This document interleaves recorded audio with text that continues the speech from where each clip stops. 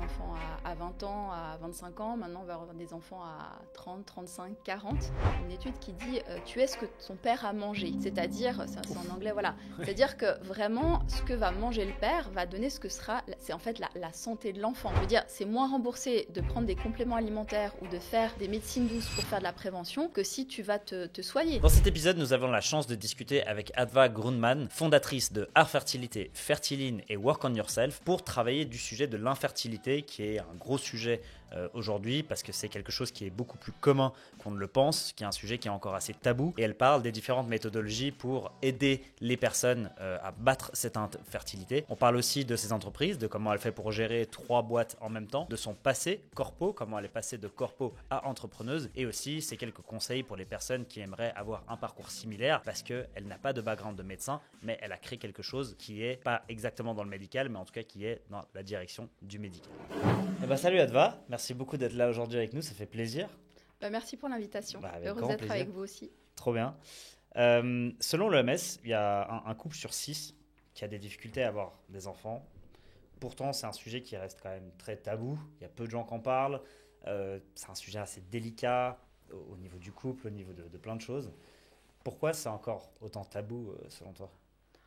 Ça reste dans l'intimité. Finalement, on ne va pas parler de ce qui se passe dans le couple. Je pense qu'il y a aussi le côté honte, parce que c'est quelque chose, on n'arrive pas à le faire. Il y a d'autres personnes qui arrivent à le faire naturellement.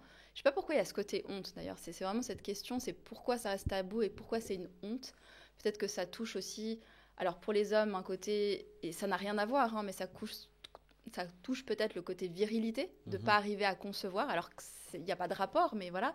Et puis pour une femme, peut-être de ne pas être vraiment suffisamment féminine, pas être une femme, de ne pas pouvoir procréer. Et de nouveau, il faut délier ça, mais j'imagine que c'est pour ça que ça reste tabou. Et puis aussi parce que c'est vraiment personnel. Puis on n'a pas l'habitude d'exposer son personnel, même si maintenant, sur les réseaux, il y a de plus en plus de personnes qui en parlent, et heureusement. Ouais. Toi qui t'es quand même dedans, on va revenir après un peu sur le parcours, mais dans ce monde-là depuis quand même quelques années, c'est quoi on parle souvent de dire, voilà, il y a beaucoup maintenant d'infertilité, il y a les téléphones portables, on parle de 1000 choses, les aliments, les choses. C'est quoi, alors j'imagine que c'est compliqué de répondre dans la globalité, mais en règle générale, c'est quoi les raisons aujourd'hui qui sont les plus fréquentes à ces infertilités ou ce problème-là, d'une certaine manière? Alors, les 2 raisons vraiment qui sont données par les médecins, etc., c'est l'augmentation de l'âge du désir d'enfant. Avant, on voulait avoir des enfants à 20 ans, à 25 ans. Maintenant, on va avoir des enfants à 30, 35, 40. Et puis, même les stars nous montrent qu'elles arrivent à avoir des enfants à 46, 50 ans. Donc, du coup, 80 voilà. pour Al Pacino. Voilà, exactement. Oui, juste. Voilà, donc du coup, on a l'impression qu'on peut allonger en fait la fertilité, alors que c'est pas vrai biologiquement. Et puis, tu parlais des téléphones portables, il y a perturbateurs endocriniens, la cigarette. Alors vraiment, ce qui est avéré, c'est le côté cigarette, le côté pesticides. Mais en fait, notre alimentation, notre mode de consommation, le stress, tout ça, le stress est un perturbateur endocrinien. Donc, tout ça, ça modifie notre biologie et ça fait qu'on est de moins en moins fertile. Ça, je trouvais intéressant la première fois qu'on s'était rencontrés, c'est ce côté alimentation. Je pense qu'il y a, en tout cas moi le premier, je pense qu'il y a beaucoup de gens qui ne se rendent pas compte de l'impact de l'alimentation, de ce qu'on mange sur ce genre de problématique-là. Ce qui est assez dingue. Et du coup, c'est quoi ? C'est le fait de manger trop de junk food, de manger de la nourriture qui est processée, c'est ça qui fait que ça crée ce genre de problème? Alors, je pense qu'il y a 2 problématiques. En fait, il y a plusieurs problématiques en une. Alors, le côté, il n'y a pas que soi, ce qu'on fait. Parce qu'il y a aussi une question, souvent les gens nous disent, oui, mais bon, moi je vois mon voisin, il mange du junk food, il va fumer, il arrive à avoir des enfants, mais pas moi. Alors, il y a le côté épigénétique, c'est-à-dire que c'est pas ce qu'on fait nous, mais c'est aussi ce qu'ont fait nos parents. C'est ce que nous ont transmis nos parents. En fait, ils ont fait que nous, on va être plus sensibles à certaines choses ou pas. Après, effectivement, il y a de plus en plus de nourriture qui sont, comme tu dis, processed food, où on fabrique la nourriture. Il n'y a plus de micronutriments en suffisance et les aliments apportent plein de mauvaises choses et plus finalement les bonnes choses. Et puis, on dit l'alimentation, on ne se rend pas compte. Alors, moi aussi, je ne m'en rendais pas compte avant vraiment de travailler sur ma 2e société. Mais d'un autre côté, si on y pense, quand on pense à un sportif de haut niveau, qui va devoir faire un marathon ou un champion de tennis, ou etc., ben, qu'est-ce qu'il va faire pour se préparer à être le plus performant possible? Ben, il va travailler sur son mindset, sur sa nourriture également. C'est très important. Donc, tout ce qu'on va ingérer, c'est quelque chose qui va faire qu'on va être en bonne santé, en meilleure santé ou en mauvaise santé. Et tout ça, c'est finalement, ça vient dans un phénomène un peu global, c'est qu'on voit que les gens, alors on vit plus vieux parce que on a des moyens, des techniques pour vivre plus vieux, mais on a de plus en plus de maladies du siècle, des obésités, des allergies. Bon, la plupart des gens ont des allergies, et l'allergie en soi, c'est pas normal d'avoir une allergie. Mais voilà, on se dit, voilà, tout le monde est allergique quand il y a des graminées. Bon, bah, je suis allergique, c'est pas grave. C'est normal d'avoir mal au ventre parce que voilà. Et en fait, on s'habitue à avoir des choses qui sont déséquilibrées dans notre corps. Et tout ça, ça vient petit à petit, et c'est de génération en génération. Donc cette infertilité, elle est de pire en pire? Est-ce qu'il y a de plus en plus de gens infertiles? Est-ce qu'il y a une augmentation par rapport à il y a 10, 20 ans ou plus? Alors, clairement, on voit qu'il y a vraiment, quand tu vois des graphiques, tu vois que l'infertilité, elle augmente dans les pays, comme on dit, industrialisés, mais même aussi dans les autres pays. Et surtout, quand on va voir, par exemple, on analyse des spermogrammes, il y a eu une étude suisse qui a montré que on a pris le spermogramme, le sperme de jeunes hommes qui faisaient l'armée, donc des jeunes hommes à 18 ans, donc il n'y a même pas le facteur âge dedans, et on a analysé ce sperme à 20 ans d'écart, et on a vu une dégradation incroyable de la qualité du sperme entre ces deux études, en fait. Et c'est là où on voit qu'il y a vraiment un problème. Alors, on le voit vraiment sur les spermogrammes parce que c'est facile à analyser, mais on imagine que c'est la même chose pour les ovocytes de la femme, et qu'en plus, avec l'effet âge, ça se décuple, quoi. Tu as parlé des hommes, tu as parlé des femmes. J'ai l'impression que quand on parle d'infertilité, on pense souvent à la femme, en fait, illogiquement, d'une certaine manière. Mais ça touche aussi les hommes. Est-ce que toi, on en reviendra après par rapport à ce que tu fais aussi, par rapport à ton boulot aujourd'hui, est-ce que tu vois une différence de comment aider un homme dans son infertilité ou aider une femme dans son infertilité? On parlait, tu veux pas, mindset, nourriture, etc.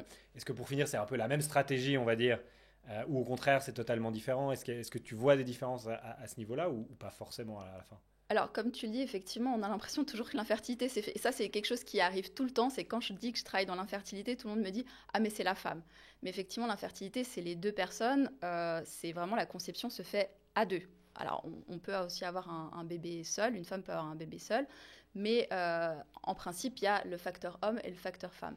Au niveau du travail sur les deux, c'est pas le même travail parce qu'on est clairement biologiquement différents. C'est bien sûr, il y a plus de travail au niveau de la femme parce que la femme, non seulement elle doit produire des gamètes, donc des ovocytes de qualité, mais en plus, elle doit avoir tout ce rapport de accepter l'embryon, pouvoir lui permettre de se développer, etc. L'homme, entre guillemets, il a que à fabriquer une gamète qui soit de bonne qualité. Voilà. Donc c'est un peu moins. On a moins de boulot. Il y a moins de boulot, mais non, puis il y a tout après aussi, d'avoir un environnement sain pour faire grandir in utero, etc. Enfin, il y a tout le... Alors, là, on parle de l'épigénétique également, ce que j'abordais tout à l'heure, c'est que l'épigénétique, c'est effectivement la qualité des gamètes, mais également tout ce qui est autour.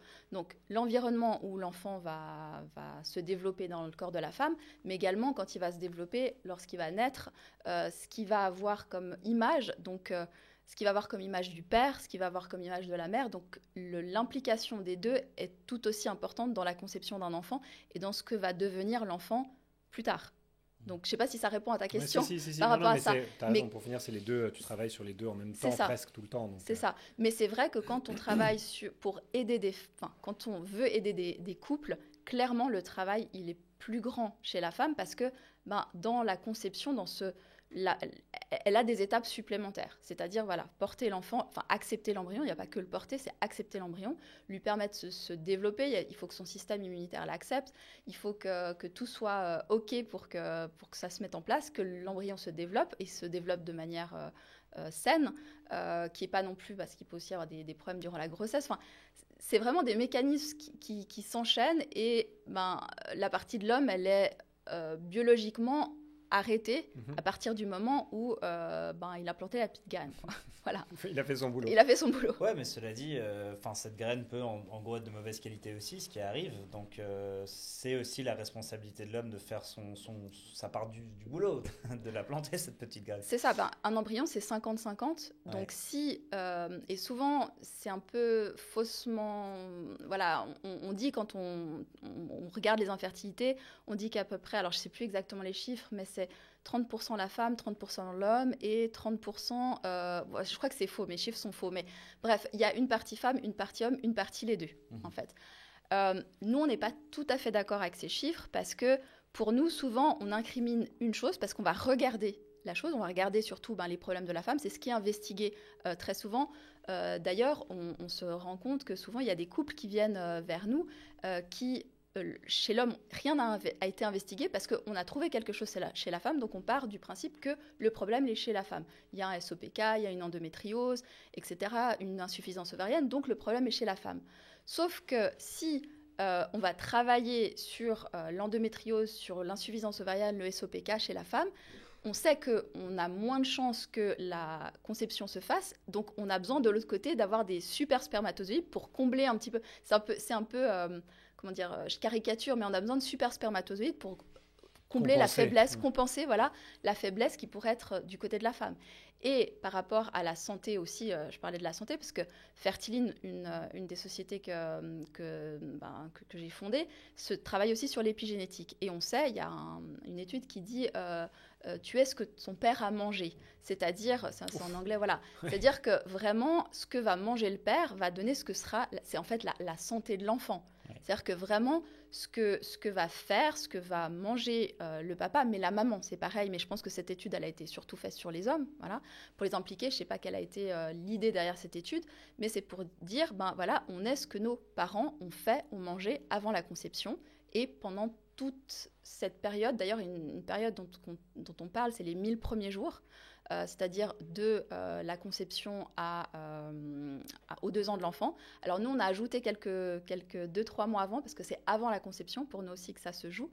Et c'est une période d'opportunité ou de fragilité. Alors, on le voit souvent comme fragilité, c'est-à-dire que c'est l'enfant, il peut être plus impacté ou moins impacté, mais c'est aussi une période, si on voit ça au positif, c'est une période d'opportunité. On va se dire, à ce moment-là, on a cette opportunité de donner en fait le meilleur effet levier, on parlait de l'effet levier tout à l'heure, à l'enfant. Ça ne veut pas dire qu'il n'aura pas de problème par la suite, on ne peut pas conditionner tout, mais en tout cas, on va le faire partir d'un point de départ qui sera meilleur que si on n'avait pas fait tout ça.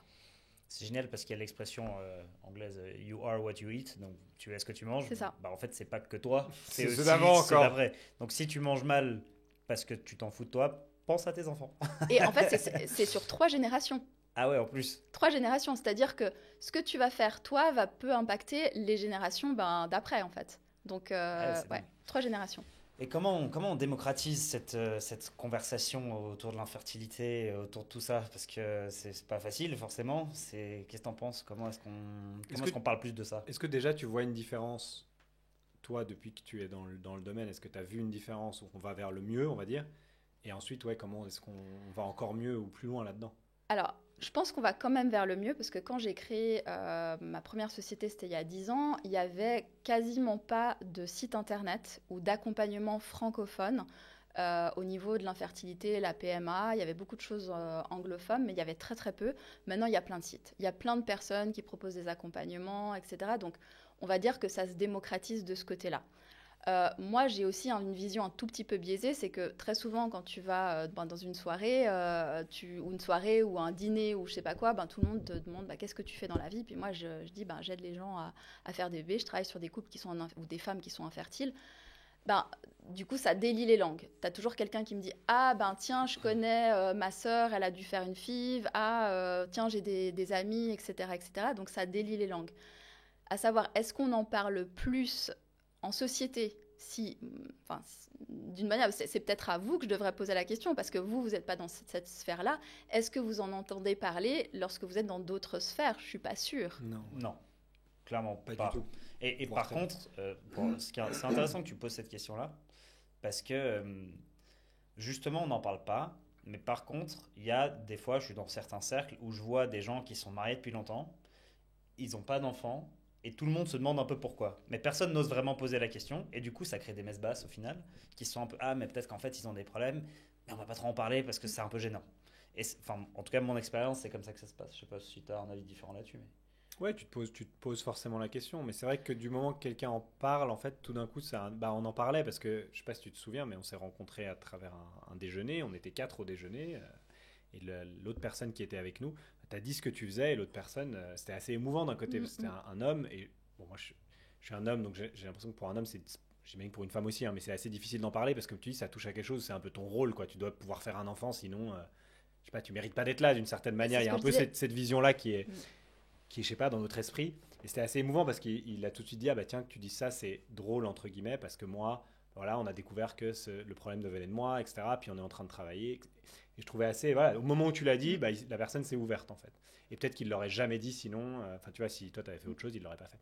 Et je trouve ça assez, voilà, le fait rien que d'amorcer la conversation, en fait, tout d'un coup, ça fait les petits dominos et puis il y a tout le monde qui se lâche, en fait. Mais tant que t'en parles pas, ben, ça reste contenu et personne n'ose vraiment le mettre en avant, quoi. Bah, c'est un petit peu, c'est ce qu'on essaye de faire, nous, de notre côté. Déjà, en participant à ce podcast, je me dis que peut-être qu'il y aura des personnes qui seront impactées par ce sujet, puis qui se reconnaîtront, qui diront, tiens, on en parle, c'est chouette, parce que c'est quelque chose que je vis. Tu parlais du chiffre 1 sur 6. Honnêtement, je pense que ce chiffre, il est sous-estimé. Okay. Je pense qu'il est plus grand, il est plutôt 1 sur 5. Mais voilà, il y a des fois, on parle de 1 sur 5, 1 sur 6, mais voilà. Je pense qu'il y a aussi des gens qui ne se déclarent pas comme tels, ou peut-être des gens qui essayent puis se disent voilà, ça marche pas, donc on ne sait pas. Et comme tu disais, tant que tu poses pas la question à quelqu'un, tu sais pas s'ils essayent puis qu'ils sont vraiment dans une situation galère puis ils n'arrivent pas à faire un bébé, ou alors tout simplement c'est un choix, ils ont décidé de se dire on n'a pas d'enfant, ce qui est tout à fait ok aussi pour un couple. Ouais, bien sûr. Mais c'est vrai qu'on se pose la question parce que ce qui est naturel, c'est que de nouveau, naturel, c'est des normes, mais quand un couple se met ensemble, au bout de quelques années, fasse un enfant, et puis c'est ce qui se passait par le passé. Maintenant, ça prend plus de temps. On privilégie aussi sa carrière, d'autres choses en avant. Puis la question, c'est est-ce qu'ils ont décidé de ne pas avoir d'enfant parce que c'est pas le moment, ou parce qu'ils n'y arrivent pas? Ouais, ça crée toujours un peu ce petit truc. Passons au sujet suivant, quoi, en quelque sorte. T'as pas trop envie de discuter de ça. Mais je trouve intéressant aussi ton analogie au sport, au coach sportif. Parce que, effectivement, les sportifs de haut niveau, ils ont besoin de s'entraîner, ils ont besoin de bien manger. Aujourd'hui, ils sont entourés de je sais pas combien de physio, de machin. Mais là, en théorie, donc on parle de coach fertilité. C'est intéressant aussi, pourquoi est-ce que les médecins prennent pas une plus grande place là-dedans, ou les gynécos, ou les médecins qui sont liés un peu à ça, pour aussi aider là-dessus? Est-ce qu'eux, ils en parlent? Est-ce qu'eux, ils éduquent un peu aussi les gens là-dessus? Ou c'est quoi votre relation avec eux, on va dire, en quelque sorte? Alors, y a plusieurs questions. Je vais essayer de répondre à toutes les questions. Je me suis un peu étalé, mais... Non, mais il y a plein de questions. Alors, une chose, c'est qu'il y a certains médecins qui voient clairement l'importance de la nutrition, la micronutrition, les effets du stress et autres. Et on a de la chance vraiment de collaborer avec des médecins qui ont cette vision. Malheureusement, c'est une partie infime des médecins qui voient l'importance de tout ça, et c'est cette perception en train de grandir. Après, on a eu une conversation hyper touchante la semaine dernière avec un médecin qui suit des personnes, un médecin qui est oncologue, qui suit des personnes atteintes du cancer, des femmes atteintes du cancer, qui nous racontait le fait qu'elles doivent souvent préserver leur fertilité assez rapidement avant les traitements de chimio, mais qu'ensuite, une fois qu'elles étaient en traitement de chimio, personne préserver la fertilité, et ensuite souvent elles galéraient à avoir des enfants parce que la chimio a pu endommager certaines choses. Elles ont des ovocytes, mais ces ovocytes ont été prélevés d'une manière assez rapide, et c'est assez compliqué, mais entre guillemets elle nous disait il y a vraiment ce besoin d'accompagner ces personnes, de savoir ce qu'elles doivent faire outre le côté médical, parce que nous on est là pour faire les traitements de chimio. Mais par contre, il faut vraiment les préparer. Alors cette personne, cette dame, elle le fait. Elle essaye de le faire à son échelle, mais elle peut pas faire les deux choses. Elle peut pas en même temps faire un bon traitement médical et en même temps dire à la personne, faites attention à ce que vous mangez parce que il faut penser à plus tard. Non, elle se focalise sur le fait que la personne va mourir puis qu'il faut la soigner. C'est pour ça qu'elle était très intéressée à une collaboration avec nous parce qu'elle nous disait, mais vraiment, on a besoin de personnes comme vous pour pouvoir accompagner ces femmes pendant la chimio, pour leur dire voilà, comment faire en sorte que ce soit le moins dommageable possible, et également après, et puis quand elles font un traitement de PMA, pour faire en sorte qu'elles n'aient pas la double peine, c'est-à-dire qu'elles n'aient pas la peine de la souffrance d'avoir eu un traitement de chimio et d'avoir eu un cancer, et qu'en plus elles souffrent de la PMA parce que elles n'ont pas mis en place des choses. Donc là, elle était très intéressée. Et elle nous disait une chose très intéressante, c'est qu'elle nous disait la science, c'est remettre toujours tout en question. Et ça, souvent, c'est oublié par les médecins, c'est que souvent, les médecins, et c'est une question aussi de temps, c'est une question où on met son attention. Et je suis sûre que les médecins apprennent les choses, mais dans leur... Tu es oncologue, tu vas pousser à comment soigner tes patients en oncologie. Tu vas pas t'inquiéter de comment va manger ta patiente. Tu vois ce que je veux dire ? C'est deux rôles vraiment différents. Et en fait, ce qu'elle nous disait par son terme, la science, c'est toujours de la remise en question. C'est que jusqu'à maintenant, on disait... Alors jusqu'à maintenant, il y a beaucoup de recherches qui montrent que la nutrition est un facteur qui peut influencer tout ce qui est la fertilité, l'infertilité et les traitements de procréation médicalement assistée. C'est d'ailleurs les seules recherches qui n'ont jamais été remises en question. Il y a plein de recherches autour de la PMA, c'est une médecine qui est en constante recherche, où on essaye de trouver des solutions. C'est une médecine qui est assez jeune, elle n'a que 40 ans.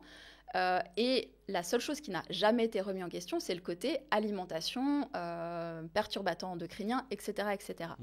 Mais par contre, ça n'a pas forcément été enseigné dans les facs de médecine parce que ce n'était pas la priorité. La priorité, c'était d'apprendre le corps humain, c'était d'apprendre comment on donne un traitement médical, comment on fait les meilleurs traitements médicaux. Et en fait, tout ce qui est nutrition et autres, ça doit passer par quelqu'un d'autre. Alors, il y a des médecins qui se spécialisent parce qu'ils voient qu'ils ont besoin justement de cet accompagnement nutritionnel pour soigner leurs patients. C'est une nécessité. Puis il y a d'autres médecins qui soit voient pas l'importance, et là, je pense que c'est dommage, mais bon, ça, c'est... Voilà. Mais sinon, y a d'autres médecins qui se disent « Moi, je ne sais pas faire parce que c'est pas mon domaine. Maintenant, je collabore avec des personnes dont c'est le domaine et puis on fait une synergie. » Et c'est ce qu'on fait avec les médecins avec lesquels on collabore.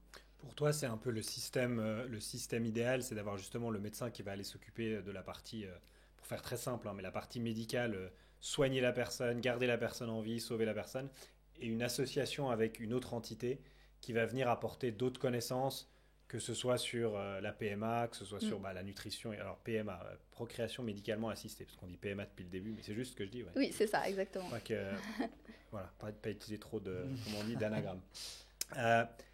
Donc ça, pour toi, c'est le système idéal d'une certaine... Que ce soit dans ce domaine-là ou dans un autre, mais c'est un peu le système qui a le plus de chances d'apporter quelque chose de positif. Tout à fait, sauf si le médecin a le temps, mais de nouveau, les médecins n'ont pas le temps.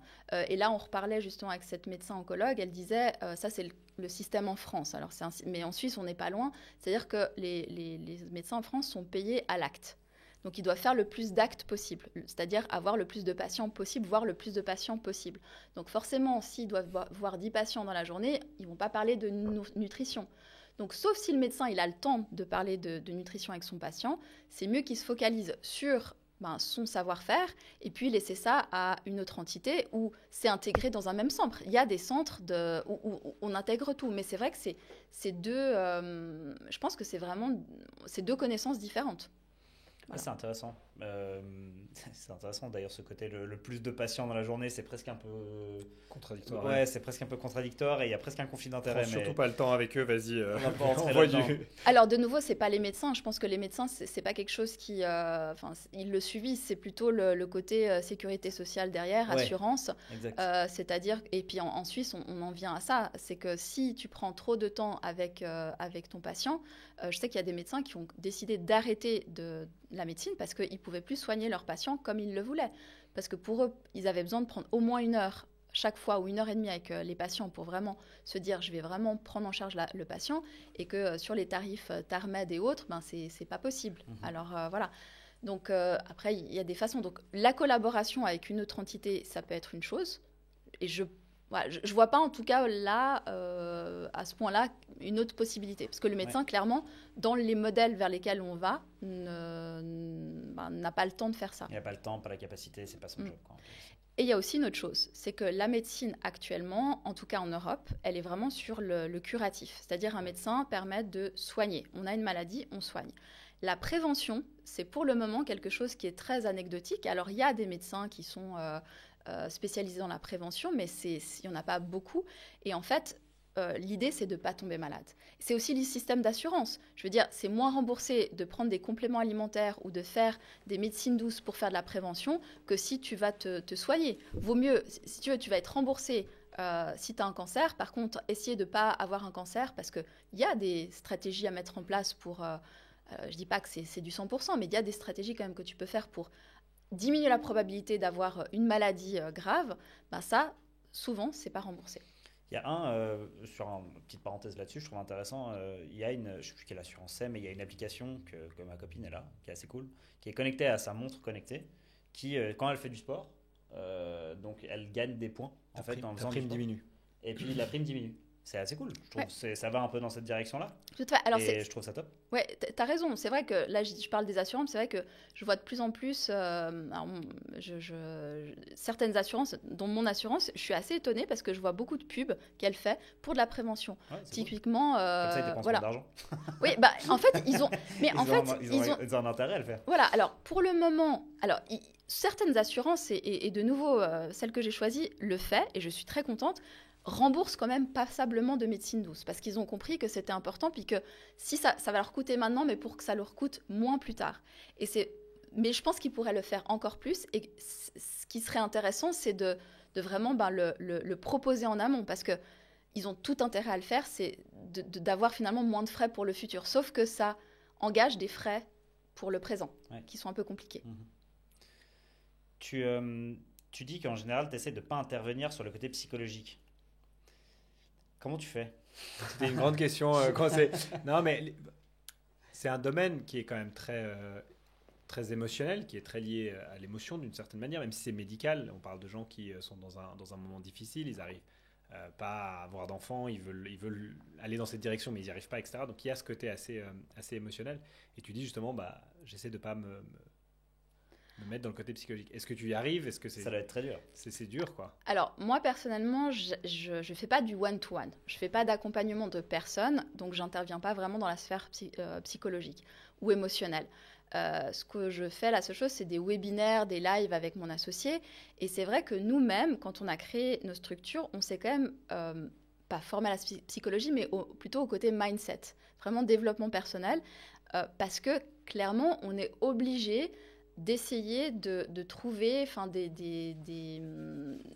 d'avoir quand même des réponses lorsqu'il y a trop d'émotionnel. Après, c'est vrai que quand on fait des webinaires, nous, on parle vraiment de technique, donc on a assez peu souvent des questions plutôt sur la sphère émotionnelle et psychologique, donc on ne va pas aller trop dedans. Dans Fertiline, on a des thérapeutes qui travaillent avec des personnes et puis quand on voit que les personnes ont vraiment besoin d'un soutien psychologique, alors il y a deux solutions. Soit on va les orienter, de nouveau, ce n'est pas notre spécialité, donc on va les orienter vers un psychologue, vers une personne dont c'est la spécialité. Après, certaines des thérapeutes sont aussi formées plutôt alors que l'aspect psychologique, plutôt au côté vraiment développement personnel et vont pouvoir travailler quand même sur la perception des choses. Si on voit que quelqu'un est trop fragile, ben là, on va passer à quelqu'un qui est spécialisé là-dedans. Ok, intéressant. Ces 10 dernières années, tu as créé 3 sociétés. Art Fertilité, qui est l'accompagnement de la PMA à l'étranger, qui a découlé ensuite sur Fertiline, et puis ensuite sur une autre société qui est plus dans le bien-être. Tu peux peut-être nous expliquer ce que font les 3 sociétés et après on rentrera peut-être en détail dans chacune d'entre elles. Ça marche. Alors Art Fertilité, on va dire que c'est le premier bébé et c'est le cas de le dire parce que Art Fertilité, je l'ai créé pour avoir mon deuxième enfant. Vu que j'ai eu une situation moi-même d'infertilité, j'aime bien souvent dire que c'est souvent de plus grande faiblesse ou des choses qu'on vit qu'on va créer les meilleures choses. Donc c'est vrai que quand j'étais dans cette situation, c'était pas facile, mais d'un autre côté, j'ai eu cette idée de se dire, je vais en développer quelque chose, parce que j'ai fait énormément de recherches pour moi-même, et j'ai dû soulever tellement de montagnes que je me suis dit, mais autant que ces montagnes, elles servent à quelque chose, toutes les connaissances, elles servent à quelque chose. Donc j'ai créé petit à petit, alors ça s'est fait petit à petit, j'ai commencé à accompagner des couples justement pour aller faire de la PMA à l'étranger, où moi j'étais allée. J'avais choisi en fait la clinique à l'étranger parce qu'il y avait eu 2 personnes, c'est des modèles que j'avais vus aux US et au UK, qui accompagnaient, qui étaient elles-mêmes des patientes de la clinique avec laquelle je collaborais, et qui avaient créé des entités pour proposer cette clinique à d'autres personnes, pour encourager en fait, qui faisaient en fait la coordination, la liaison. Et je me suis dit, ça n'existe pas sur le côté francophone. Je vais le faire la même chose, et ça a eu pas mal de succès parce que juste à ce moment-là, il y a eu un changement de loi en Suisse. J'avais pu passer sur mise au point, donc j'avais parlé de ce que je faisais, et j'ai eu pas mal de personnes qui étaient venues vers moi, donc ça a décollé, ça a fait effet boule de neige. Puis après, donc j'étais juste sur la clinique avec laquelle je collaborais. Puis petit à petit, il y a des cliniques dans des autres pays qui sont venus vers moi. Et c'est vrai que pour moi, c'était intéressant parce que j'ai toujours été orientée sur les patients, sur les clients. Alors, j'aime pas les appeler patients parce que moi, je suis pas du corps médical. Donc pour moi, ça reste des clients. Mais on va dire côté patient. Parce que il y a des personnes qui... Moi, je suis allée en République tchèque. Par contre, la République tchèque, c'est que pour les couples hétérosexuels. Qu'est-ce qui se passe si j'ai une femme célibataire qui vient vers moi ou un couple de femmes? Ça, je ne pouvais pas je pouvais pas les orienter en fait sur une clinique. Du coup, j'ai eu d'autres cliniques qui sont venues vers moi en Espagne, en Espagne, au Portugal, en Grèce, etc., pour pouvoir proposer un peu toutes les possibilités, parce qu'en Europe, tous les pays ont des législations complètement différentes en termes de procréation médicalement assistée. Et en fait, selon ce que tu souhaites ou selon ce que tu as besoin, eh bien, tu vas aller dans tel ou tel pays. Puis après, tu as encore le choix de la clinique, parce qu'il y a aussi des centaines de cliniques. Puis de nouveau, toutes les cliniques te disent moi, je suis la meilleure, j'ai les meilleurs résultats, etc. etc. Et si tu es une personne comme ça, tu vas regarder sur Internet. En plus, il y a tous les ads, etc. Donc, évidemment, c'est celui qui va payer le plus, qui a plus le moyen, qui va être en premier. Comment savoir, est-ce que je peux faire confiance à cette clinique ou pas? Et mon idée, c'était de me dire, bon, alors, ok, je travaille plus seulement avec une clinique, mais je travaille toujours avec cette clinique depuis 10 ans. J'envoie toujours des personnes là-bas. Elle répond à un certain besoin. Et puis, pour les autres besoins, ou aux attentes, j'ai d'autres cliniques. Et puis, j'ai pas envie d'être un annuaire, parce que c'est pas le but. J'ai vraiment envie de travailler avec une clinique de chaque pays, ou une clinique qui me propose chaque chose pour pouvoir répondre à tous les besoins et toutes les attentes. Et puis, pour découler sur la deuxième société, Fertiline, au bout de quelques années, donc je travaillais avec cette clinique qui avait des super résultats, mais il y avait toujours une chose qui allait pas, c'était il y avait quelque chose qu'on n'arrivait pas à régler malgré la clinique et auquel je voyais que même la clinique n'avait pas de réponse. C'était quand il y avait des échecs d'implantation ou des fausses couches.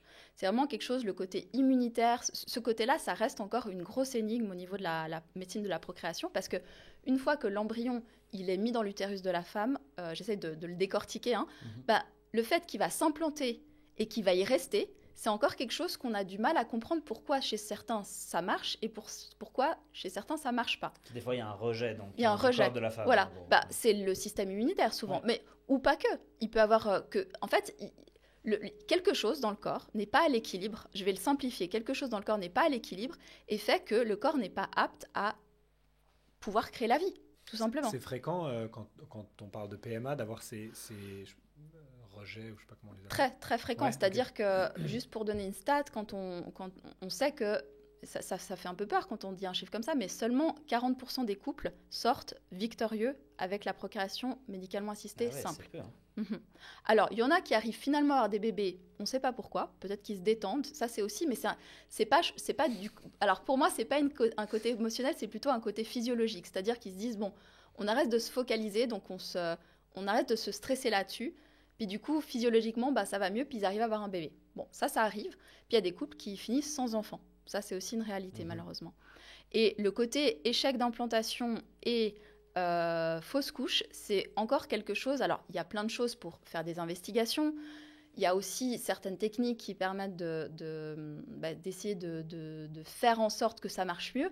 Mais de nouveau, même au niveau de la procréation médicalement assistée, c'est encore du tâtonnement et c'est vraiment du très individuel. Et ça reste encore, c'est un peu essai-échec. C'est essai-échec, réussite, c'est du tâtonnement. On ne sait pas trop. Franchement, on essaye de répéter les protocoles, mais sur une personne, ça marche, puis sur une autre, ça ne marche pas.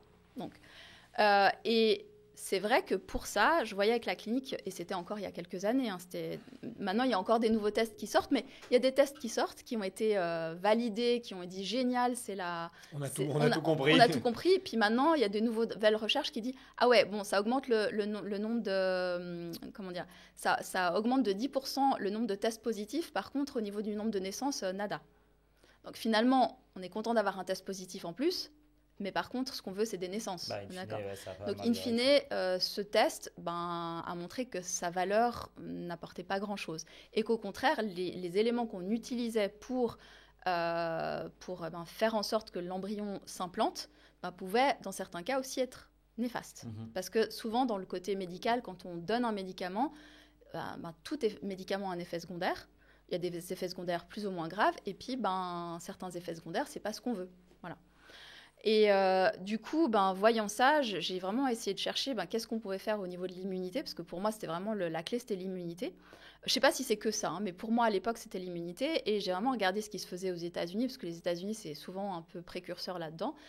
Et j'ai trouvé beaucoup de sites parlant de la micronutrition, la nutrition, enfin ce qu'on appelle la médecine intégrative, finalement. C'est vraiment, on intègre en fait tous les facteurs Déjà, on voit le corps dans un entier. Donc, on est intègre, on n'a pas... C'est par opposition avec la médecine segmentée. C'est-à-dire qu'ici, tu as mal au pied, tu vas aller voir un spécialiste du pied. Tu as mal au ventre, tu vas voir un spécialiste du ventre. Mais souvent, il y a des choses qui sont complètement reliées. Tu as par exemple un homme qui a un mauvais spermogramme, mais en même temps, il a un mal de dos. Sauf qu'évidemment, il ne va pas dire à son médecin de PMA qu'il a un mal de dos. Ça ne l'intéresse pas.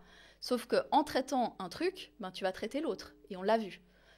C'est que là, je parle d'une situation qu'on avait vue. En fait, il avait aussi très mal au ventre, mais bon, ça, il vivait avec comme d'habitude. Puis en fait, c'était son microbiote qui était complètement déréglé. Ça lui tirait dans le dos et puis ça impactait son spermogramme. En traitant tout ça, il a eu moins mal au dos et puis il a eu un meilleur spermogramme. Donc voilà, tout est intégré et puis on est un gros système dont tout doit fonctionner ensemble. Je compare souvent vu qu'on est en Suisse, on va faire quand même le parallèle, à la montre suisse, où tu as vraiment des rouages qui doivent vraiment bien fonctionner. Puis dès que tu as un rouage qui est un peu encrassé, ça fait foirer tout le reste. Ça fait foirer tout le reste. Exactement. Et là, je me suis intéressée à ça. J'avais vraiment envie de me former pour pouvoir aider les couples que j'accompagnais. Et puis, plutôt que ça, j'ai eu tout simplement sur les réseaux, sur Instagram, j'ai rencontré mon associée parce qu'elle faisait des posts qui étaient des posts qui me parlaient totalement. Je lui ai proposé qu'on se rencontre. Et elle m'a dit, écoute, c'est drôle parce que justement, j'avais envie, je suis en train d'aider plusieurs couples en situation d'infertilité. J'avais envie de créer des programmes pour aider les personnes d'infertilité parce que c'est quelque chose qui me touche. Elle venait d'avoir ses enfants, donc c'était quelque chose qui la touchait beaucoup. Mais moi, je n'ai pas du tout de réseau comme toi au niveau de l'infertilité, que moi, j'avais déjà à ce moment-là. Et du coup, on a décidé de créer Fertiline voilà, ensemble. Et c'était pendant le Covid, donc c'était il y a 4 ans maintenant, 4 ans et demi. Je pense que c'est la même question. Oui, je pense aussi. Du coup, sur Art Fertilité, tu es toute seule et sur Fertiline, vous êtes les deux ensemble. Alors, oui, ou avec d'autres gens, mais dans ces deux entités bien séparées parce que tu as une associée exactement. avec qui tu t'es mis là-dessus. Ok, d'accord. Exactement, oui, tout à fait. Dans Art Fertilité, je travaille toute seule, effectivement, avec d'autres partenaires ou des personnes qui travaillent avec moi. Mais c'est vrai que là, je suis toute seule. Et puis, sur Fertiline, on est associés les deux. Okay. Et puis ensuite, c'est vrai que notre modèle qu'on travaille avec Fertiline, c'est un modèle où on utilise des algorithmes, la puissance des algorithmes, c'est-à-dire qu'en fait, quand on parle souvent de programmes pour améliorer la fertilité, même moi, quand je le dis, je trouve que c'est hyper réducteur, parce que ça fait un peu genre on te donne 2-3 tips, puis tu vas améliorer ta fertilité, ça semble, voilà. Mais en fait, nos programmes, c'est vraiment quelque chose de hyper complet, parce que les personnes doivent répondre à plein de questions. C'est entre 200 et 300 questions, et on a 33 questionnaires. C'est-à-dire, tu vas pas forcément faire 33 questionnaires, mais tu as des questionnaires pour chaque étape de la préconception, à l'accouchement, en fait, parce qu'on suit aussi les personnes jusqu'à l'accouchement. Donc, tu as 33 questionnaires et chacun de ces 33 questionnaires, tu as entre 200 et 300 questions, que ce soit pour hommes ou pour femmes. Et bien sûr, c'est différent, les questionnaires, parce qu'on est biologiquement différents. Donc, forcément, on ne va pas poser les mêmes questions, on ne va pas avoir les mêmes conseils. Et basé sur ces réponses, on va donner des scores, des symptômes, c'est des choses qui ont été, comment dire, c'est de l'expérience. C'est aussi de l'effet des recherches. On a fait beaucoup de recherches pour voir, en fait, pour donner des conclusions qui ont été faites sur la base de recherches, discussions avec des médecins, discussions d'expérience. Et en fait, relativement à ça, on va donner des conseils basés sur toutes ces questions. Et ça donne des programmes. Donc, c'est vraiment des programmes qui sont générés par une intelligence conditionnée. Ce n'est pas l'intelligence artificielle parce que ça n'apprend pas seul. Ça a été conditionné par l'apprentissage qu'on lui a donné, en fait. Je trouve que tu as une connaissance quand même hyper approfondie de tout ça. Tu sais plein de choses, mais tu as aussi dit que tu venais pas du tout d'un passé médical, tu n'es pas médecin, tu n'es pas docteur. J'ai un peu une double question. La première, c'est à quel point, est-ce que ça a été un problème pour toi de ne pas avoir ce passé-là pour te lancer là-dedans? C'est la première question. Et la deuxième, c'est à quel point ça a été compliqué pour toi d'apprendre tout ça, ou est-ce que ça a été facile, ou est-ce que tu as réussi, est-ce qu'il t'a fallu énormément de temps pour réussir à récolter toutes ces infos? Comment tu as fait un peu à ce niveau-là? Alors, j'ai pas trouvé ça vraiment difficile. J'ai eu la chance d'avoir des interlocuteurs qui ont été assez ouverts pour discuter avec moi, qui n'étaient pas de la sphère médicale, ce qui n'est pas toujours le cas. Parce que souvent, les médecins n'ont pas forcément envie de discuter avec une personne qui n'est pas de la même sphère. Mais j'ai eu de la chance d'avoir des médecins qui étaient totalement ouverts à discuter avec moi. Peut-être aussi, je leur montrais un niveau, un niveau de connaissance qui était déjà un peu plus poussé. Ça, je peux dire que je le tiens de ma maman, parce qu'en fait, ma maman était biochimiste, elle est en retraite maintenant. Du coup, c'est vrai que je lisais en fait des recherches médicales avant d'avoir mon premier téléphone. Donc, vraiment, c'était quelque chose que... Pas tous les enfants lisent ce genre de... Voilà, les revues médicales, je les lisais. Puis voilà, donc j'avais une certaine connaissance, un esprit d'analyse, etc. Donc j'ai eu des personnes en face de moi qui... des fois, je me disais, mais elles me parlent à moi comme ça. Enfin, alors, je comprenais bien, il n'y avait pas de souci, mais j'étais étonnée de me dire, elles acceptent de me parler. Voilà. Et maintenant, ça fait plus de 10 ans que je travaille dans cette sphère, donc je suis de manière hebdomadaire en contact avec des médecins. Du coup, on a le même langage, et de nouveau... je pense que les médecins voient le niveau de connaissance qu'on a, et du coup, nous parlent au niveau qu'on a de connaissance. Voilà. Et du coup, j'ai eu de temps en temps ce qu'on appelle le complexe de l'imposteur, parce que c'est peut-être une question aussi qui peut en découler, en se disant, mais en fait, moi, qui je suis pour faire ça? Puis en fait, c'est en fait les résultats qui comptent. C'est finalement les personnes que tu peux accompagner, ce que tu peux donner aux autres, et puis... les personnes, mes clients m'ont jamais fait sentir comme quoi j'étais pas légitime dans la situation. Et c'est peut-être un point positif même que tu n'aies pas ce background médical, parce que tu vas interpréter, tu vas traduire les choses d'une certaine manière qui vont être beaucoup plus digestes pour les gens, en disant oui, je comprends ce qu'elle veut dire, on m'a pas parlé un langage que je comprends absolument pas. C'est exactement ça. C'est-à-dire que mon rôle vraiment au tout départ, c'était de travailler avec les médecins. Les médecins me donnaient les données brutes, mais c'était brut en blanc. Puis moi, c'était d'expliquer en fait aux gens ce que ça voulait dire en langage non médecin. Donc ça, c'était clairement. Maintenant, ce que je fais souvent aussi dans les webinaires, moi, je suis vraiment spécialiste de la vulgarisation.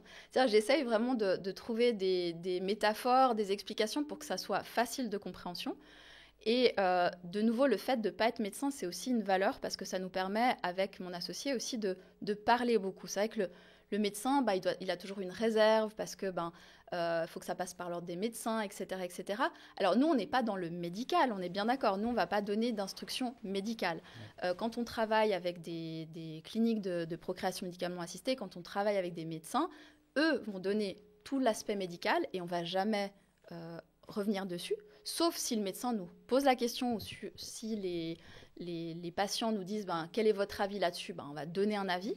Maintenant, nous, ce qu'on fait, c'est qu'on intervient sur notre sphère. Par contre, ça demande de bien comprendre les protocoles, de comprendre les médicaments qui sont donnés, pour se dire, voilà, ce médicament, il va agir comme ça physiologiquement. Nous, s'il agit comme ça, on va faire en sorte que soit il y a parfois des médicaments qu'on veut booster, on veut pousser l'effet. D'autres médicaments, on se dit, tiens, ça peut avoir un danger si l'effet est trop fort. Par exemple, un des gros risques de la stimulation des FIV, c'est l'hyperstimulation. Avec la nutrition, on peut diminuer un risque de la FIV, donc c'est quand même génial. En ayant une alimentation spécifique, on peut diminuer un risque. Donc, tant que chacun reste dans sa sphère, mais peut dialoguer l'un avec l'autre, c'est là où on a le meilleur combo. Je trouve toujours ces histoires passionnantes de gens, et t'en fais partie, qui étaient dans un domaine totalement différent. T'avais quand même, si on fait un petit background check, tu as travaillé, je crois, Nespresso, enfin des grosses boîtes, plus le côté communication, on va dire, marketing, communication dans des boîtes, dans des grosses boîtes. Et ensuite, tu te retrouves maintenant dans le domaine de la fertilité, etc. Tu parlais du syndrome de l'imposteur. C'est quoi ton conseil aujourd'hui à quelqu'un qui justement va changer complètement d'univers? Parce que souvent, j'ai l'impression que les gens se disent moi, je ne peux pas faire ça parce qu'en fait, j'ai aucune légitimité là-dedans et en fait, je ne le ferai jamais. Et tu es la preuve que c'est possible et que des gens peuvent le faire. C'est quoi ton conseil que tu donnerais aux gens justement qui disent moi, j'aimerais vraiment faire ça, mais en fait, pourquoi je ne le ferai jamais parce que X, Y, Z? Je sais pas si je suis la meilleure pour donner des conseils par rapport à ma stratégie. De dire, voilà, faut connaître ton sujet, je sais pas, mais c'est quoi ta... Alors, je pense que ma stratégie, ce qui m'a beaucoup aidé, moi, c'était surtout d'avoir des résultats. Puis surtout, au début, quand j'ai commencé, c'était surtout, je l'ai fait un petit peu, peut-être pas pour créer quelque chose de grand, mais c'était juste pour aider. Et en voyant que j'ai aidé des gens, c'est là où ça a renforcé ma légitimité. C'est que quand les gens me disaient mais vraiment ça m'a aidé, vous m'avez permis d'avoir mon bébé, etc., tu te dis alors quand même je suis utile. C'est de savoir être utile, c'est d'abord de se dire si on a une connaissance puis que ça peut être utile puis qu'on peut la donner de manière utile, même si on n'a pas fait d'études là-dedans, même si on n'a pas de papier là-dedans, on peut apporter quelque chose. Et c'est finalement ce que nous donnent les autres sur ce qu'on a à dire. Et finalement, quand quelqu'un veut travailler sur quelque chose, c'est qu'il est passionné, donc il va avoir des choses à dire. S'il va les dire et que ça intéresse quelqu'un, il va être légitime. Il va apporter une valeur. C'est ça, il va apporter une valeur. Okay. Exactement. Intéressant. Et tu as donc ta Fertiline et Art Fertilité. Pourquoi est-ce que tu as décidé de faire deux entités différentes plutôt que d'en faire une seule structure qui propose des services similaires? Alors, il y a un côté tout simplement parce que c'est des actionnariats en fait différents, c'est-à-dire qu'il y en a une qui est que à moi et l'autre qui est avec mon associé, puis on va avoir aussi d'autres associés. Et puis aussi autre chose, c'est que malheureusement, je dis malheureusement parce que c'est pas ce que je voudrais, c'est qu'il y a des personnes qui veulent aller à l'étranger dans des cliniques de PMA à l'étranger, mais qui sont pas du tout prêts à travailler sur eux-mêmes. C'est-à-dire que souvent, moi, quand j'ai des personnes qui viennent vers moi, si quelqu'un me dit, voilà, je veux aller à l'étranger, j'ai pas réussi en Suisse, ou parce qu'il y a plusieurs cas de figure, il y a des personnes qui ne peuvent pas faire de traitement en Suisse, comme le don d'ovocytes qui est interdit en Suisse, ou qui ont, c'est trop cher, ou certaines techniques qui peuvent faire que à l'étranger, vont aller à l'étranger. Quand les personnes vont aller à l'étranger, je vais leur dire, OK, quel a été le problème en Suisse? Si ça a été des échecs, je vais leur dire d'abord, réfléchissez à vos échecs. C'est pas parce que vous allez à l'étranger. L'étranger, alors ça apporte plein de choses parce qu'il y a des techniques peut-être différentes, il y a des protocoles différents, ils ont peut-être plus de moyens, il y a plus de savoir parce qu'il y a plus de quantité aussi. Par contre, s'il y a eu des échecs, d'abord comprendre les échecs et se dire est-ce que moi, d'abord, je ne dois pas travailler sur moi-même pour faire en sorte que quand je vais aller à l'étranger, parce que c'est un coût quand même d'aller à l'étranger, se dire je vais réussir du premier coup. Parce que le but, c'est de réussir du premier coup. Et c'est vrai que quand on va à l'étranger, l'idée un peu qui est un vœu pieux, c'est de se dire je vais aller à l'étranger, ça va résoudre tout mon problème. Et malheureusement, ce n'est pas le cas parce que j'ai trop vu de personnes qui échouaient également à l'étranger.